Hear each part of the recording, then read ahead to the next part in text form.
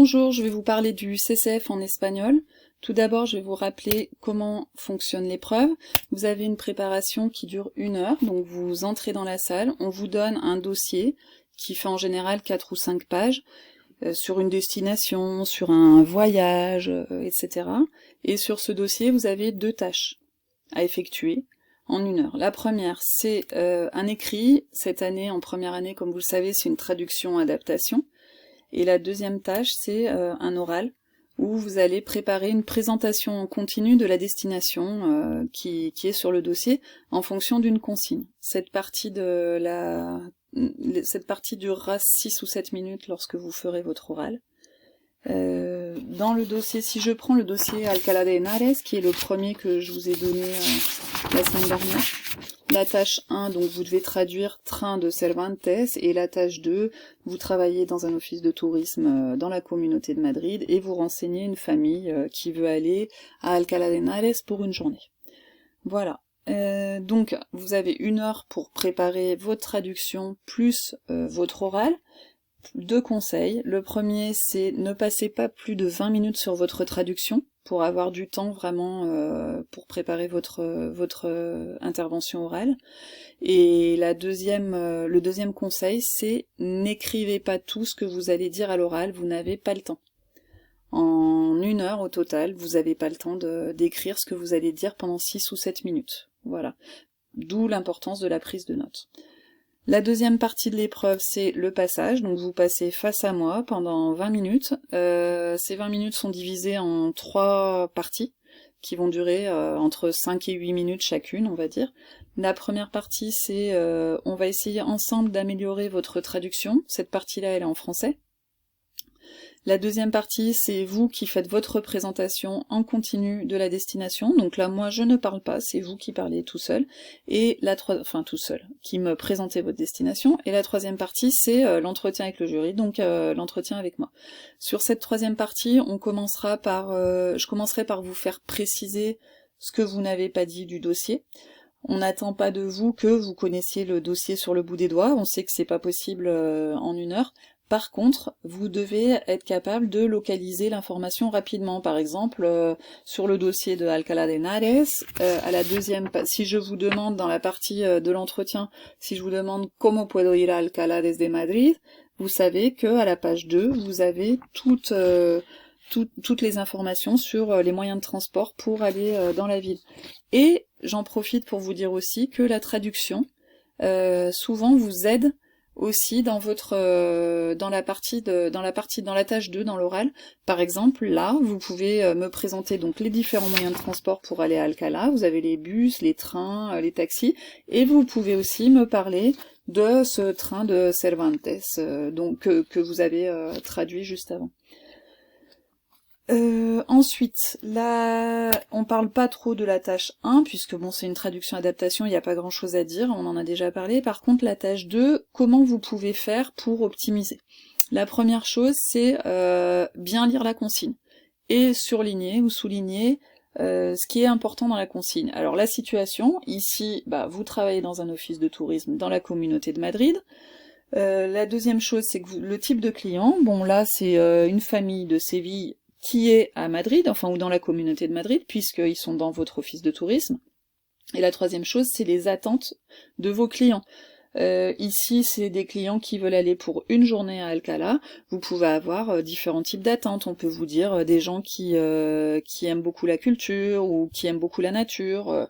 Après, le type de client aussi est important. Une famille avec des enfants en bas âge, vous allez par exemple pas leur proposer un trekking de 6 heures en haute montagne.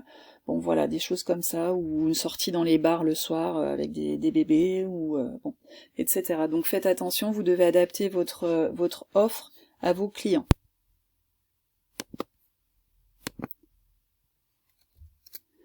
Une fois que vous avez bien lu la consigne, vous parcourez tout le dossier pour situer tous les détails, par exemple si c'est une ville, une province, une communauté autonome, une zone géographique, un transport, un logement, etc.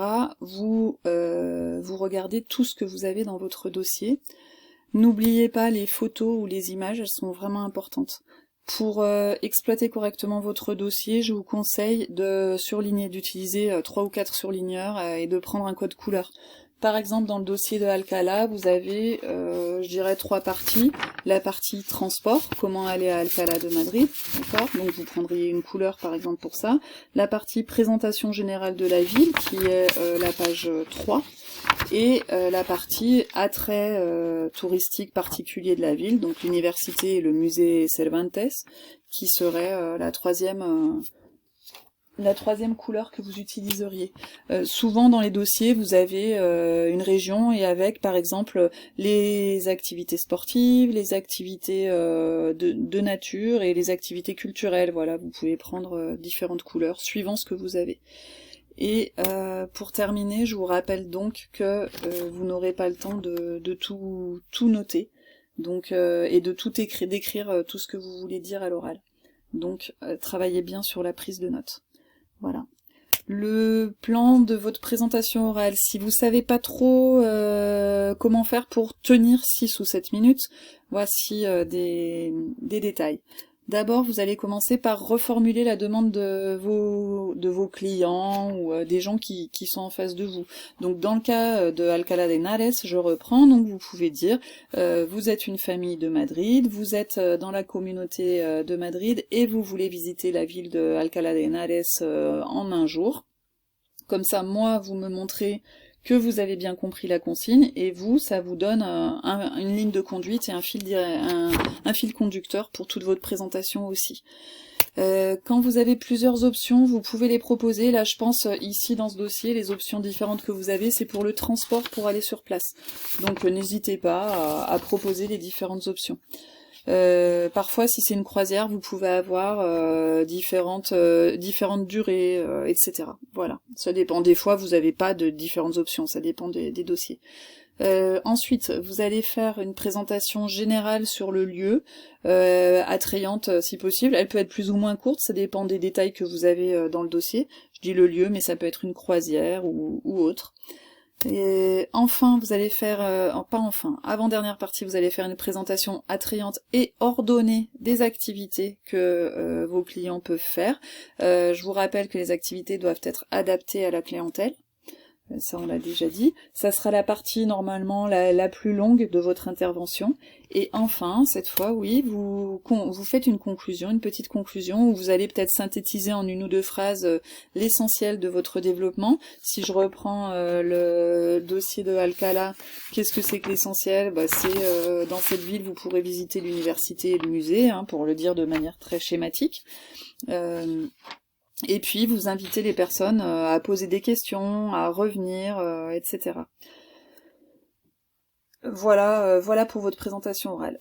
Pour les conseils supplémentaires, je vous donne quelques conseils de plus, que je vous ai déjà donné d'ailleurs au cours de la présentation, mais pour que ce soit plus clair, n'hésitez pas donc à exploiter les photos, les exploiter pour vous, mais aussi pendant que vous faites votre présentation orale, vous pouvez montrer à la personne que vous avez en face de vous, donc à moi en l'occurrence, les images. Par exemple, vous proposez le petit train là des Cervantes, vous pouvez me montrer l'image où on voit les personnages qui sont déguisés, comme ça donne envie aux clients d'aller visiter. Ou quand vous parlez de l'université, vous avez une photo du patio de l'université, d'ailleurs ça se dit patio et non pas patio, vous pouvez la montrer, ça peut donner envie aux clients d'y aller aussi.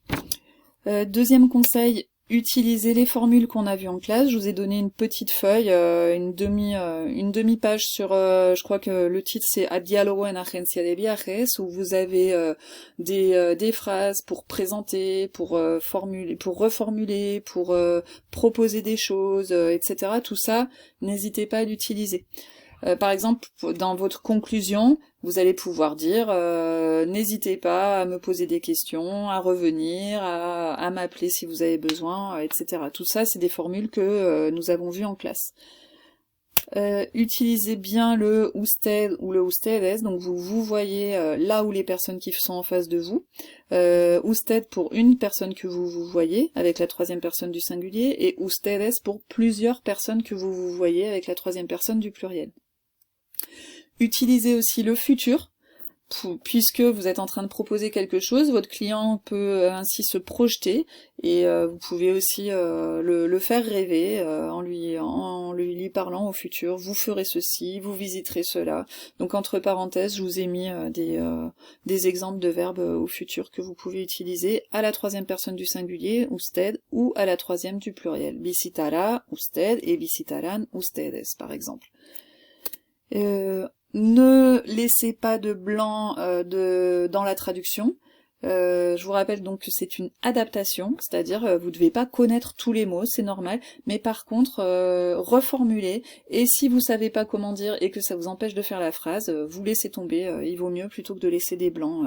Je vous rappelle que c'est un document qui doit être exploitable professionnellement. Et finalement, je vous l'aurais rappelé un certain nombre de fois, mais c'est jamais trop, ne rédigez pas tout, prenez des notes et apprenez à prendre la parole à partir de notes. Donc je vous invite à vous entraîner à ça en cette période de confinement. Vous avez un peu de temps pour le faire, j'espère. Et voilà, je vous souhaite une bonne journée et une bonne continuation. À bientôt. Au revoir.